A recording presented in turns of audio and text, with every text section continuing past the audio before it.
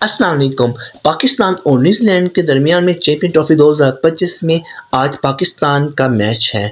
پاکستان نے ٹاس جیت کر پہلے بولنگ کرنے کا فیصلہ کیا، جو کہ بہتر ہے کیونکہ وکٹ کے حساب سے اگر دیکھا جائے تو وکٹ بہت ہی سلو ہے، اس وجہ سے پاکستان نے کہا کہ ہم بولنگ کرنا پسند کریں گے۔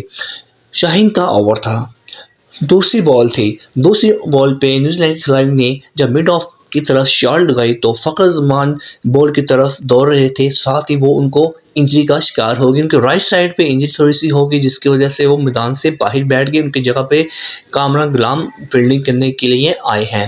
تو دوستو، آپ کو کیا لگتا ہے، کیا پاکستان میں ہمارا اوپنر جو ہے، ہمارا جو فوجی کھلاڑی ہے، کیا وہ نہیں آئے گا کھیلنے کے لیے؟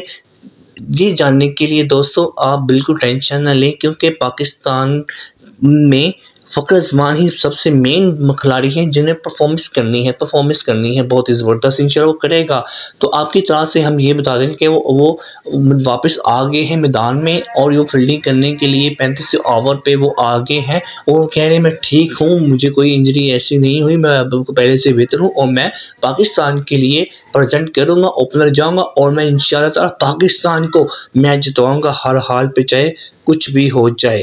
تو دوستو، چینل کو سبسکرائب کرو، لائک کریں تاکہ میرا ہر ویڈیو مل سکے۔ اللہ حافظ۔